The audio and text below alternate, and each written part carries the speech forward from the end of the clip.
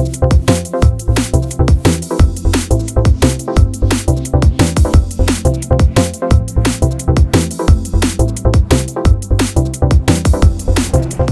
again, everybody, and welcome back to SFF180. It is Monday morning, March the 7th, 2022, and time once again for the Mailbag.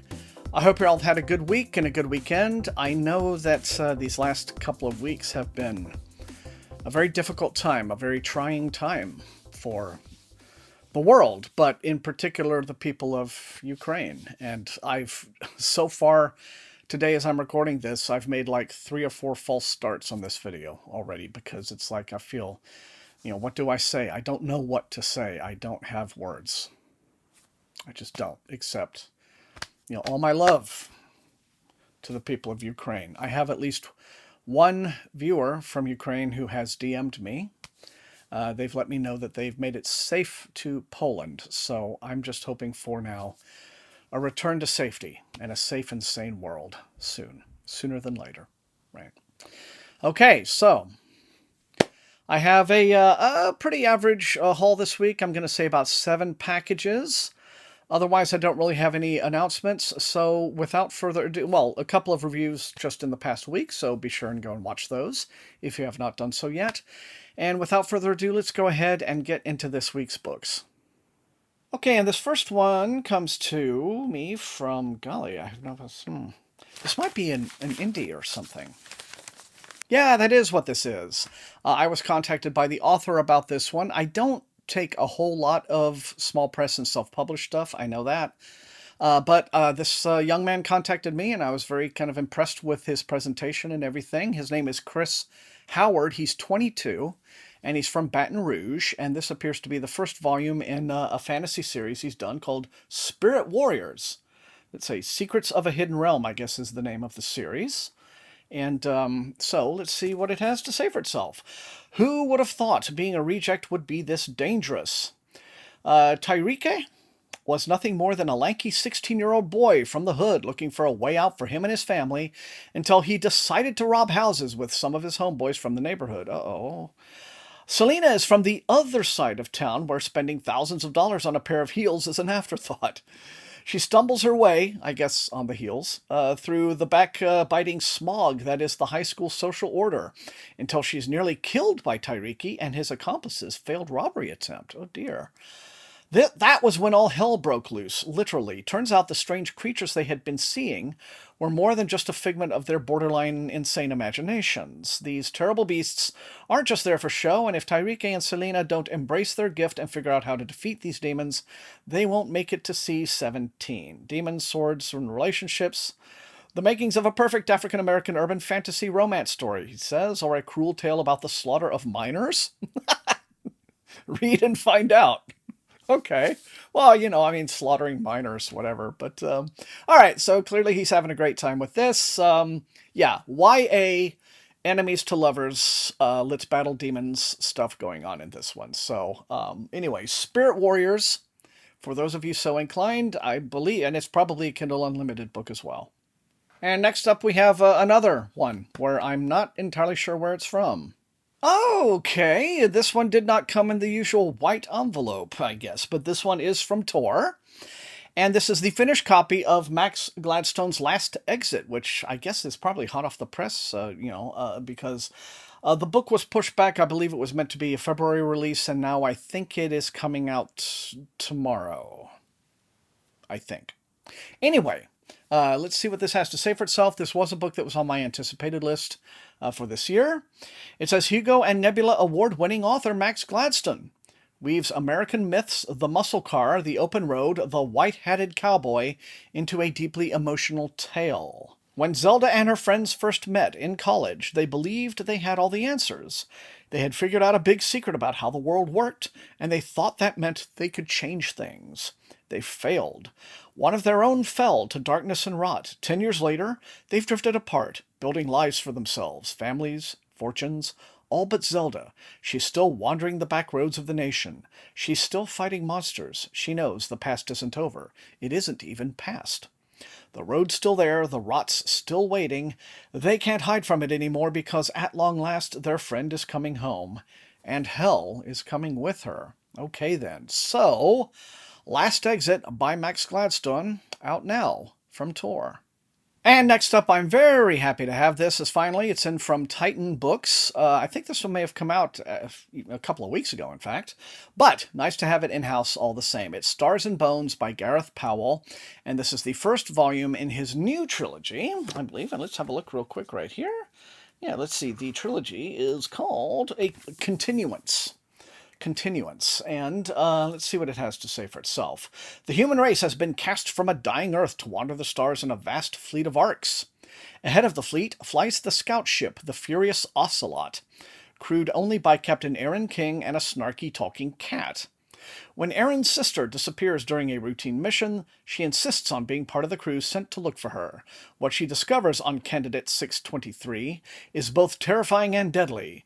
When the threat follows her back to the fleet and people start dying, she is tasked with seeking out a legendary recluse who may just hold the key to humanity's survival. So here we are. I think this sounds like it's a heap of fun, and I plan to dive in really soon. But Stars and Bones by Gareth L. Powell, now available from Titan Books. And this one comes in from HarperCollins. And this is the new book by David Coep. It's called Aurora. It comes out, it says, on June, the 22nd. From Echo Publishing, and his last book was Cold Storage, and he is also a well-known screenwriter. So let's see what this one says. From the author of Cold Storage comes a riveting, eerily plausible thriller told with the menace and flair of Under the Dome and Project Hail Mary, in which a worldwide cataclysm plays out in the lives of one complicated Midwestern family. In Aurora, Illinois, Aubrey Wheeler is just trying to get by after her semi-criminal ex-husband, split, leaving behind his unruly teenage son. Then the lights go out, not just in Aurora, but across the globe. A solar storm has knocked out power almost everywhere. Suddenly, all problems are local, very local, and Aubrey must assume the mantle of fierce protector of her suburban neighborhood. Across the country lives Aubrey's estranged brother, Tom, a fantastically wealthy, neurotically overprepared Silicon Valley CEO. He plans to ride out the crisis in a gilded desert bunker he built for maximum comfort and security.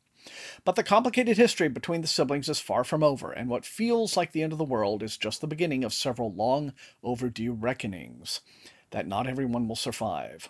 Aurora is suspenseful storytelling, both large scale and small, at its finest. Okay, so this is kind of, an age-old premise, I guess. Oh no, societal collapse, and now we're all, actual research has been done on this, and, contrary to, like, a million Hollywood movies, and I guess books of this sort, it's not like once things break down, it's everyone for themselves, and it's, people actually do kind of band together and take care of each other. I mean, you see it in lots of natural disasters and things like that, but I guess that doesn't really make for exciting storytelling. What makes, I suppose, for exciting storytelling is, oh no, we're all just, back to being cavemen again. But anyway, yeah, this could be a lot of fun. Aurora, it will be available on June the 22nd. Let me know in the comments. Ooh, I am very happy to have this one. Now, this is just in from Saga Press, finished copy in hardcover, of a new omnibus edition of the Elric of Melniboné novels by Michael Moorcock. These are classic sword and sorcery. You could argue that they are like the precursor to Grimdark, perhaps. This is a legendary series, and it has, of course, been reprinted many times over the years. It's manages to stay in print, in one form or another. And so this is a new omnibus that contains 4 of the novels. And what's interesting about this one is that the novels are in Moorcock's preferred reading order. And it says they're also in preferred text, which usually means, in the case of old books like this, is that back when these were originally published, and Elric of Melniboné, this albino swordsman with the black sword and all of this, that was published, the first novel, I think, way back in 1971. And it would not have been unusual at the time for the agent or the editor that Moorcock had to have done like quite a few revisions to the text. This was done with the work of Robert E. Howard. A lot of the Conan stuff, until it was reprinted back in the 2000s, a lot of Robert E. Howard's original stories, people don't know this, were in some cases dramatically rewritten by his editor at the time. I believe might have been, don't quote me on this, I'll have to Google it, might have been L. Sprague de Camp. Anyway, I'm going into like deep geeking now in terms of retro epic fantasy. Anyway, so this is going to have some cleaned up, or it's at least going to go back to perhaps Moorcock's preferred original typescripts for these novels. But the order is, of course, there's the first book, Elric of Melniboné, and then it goes straight into The Fortress of the Pearl, which is one of the later Elric novels, but I think sequentially it fits between. So, I think it was like the 7th or 8th one published in the late 80s, but now that one's book 2. So, and then you get back to Sailor on the Seas of Fate, which was the original 2nd book, and The Weird of the White Wolf, which was the original 3rd book. So, interesting. So 4 in total, and then there's a reader's guide in here for noobs. And then there is this fantastic full-color map on the end papers and all of that. So, yeah, this is a classic fantasy smorgasbord. And so all kudos to Saga for bringing this stuff back out, and back out in such a beautiful edition. So, Elric of Melniboné, Volume 1 of the Elric Saga, now available from Saga. Okay, moving on. 2 packages to go, and this one says it is in from Macmillan. Ah, hooray, there were 2 books in that little box from Tor, and we're starting out here with the finished copy in hardcover of John Scalzi's Kaiju Preservation Society, which I'm very delighted to see. This comes out March the 15th. I'll be reviewing it very soon. It says, with his trademark imagination and wit, Scalzi turns a pandemic story into not only an addictive escapist adventure, but an examination of what it means to survive against all odds. Fans of Godzilla, Jurassic Park, and any creature tale will not want to miss Scalzi's take on the monsters of unusual size, which has already been optioned by Fox Entertainment for development as a TV series. All right, then. When COVID-19 sweeps through New York City, Jamie Gray is stuck as a dead-end driver for food delivery apps. That is, until Jamie makes a delivery to an old acquaintance, Tom, who works at what he calls an animal rights organization.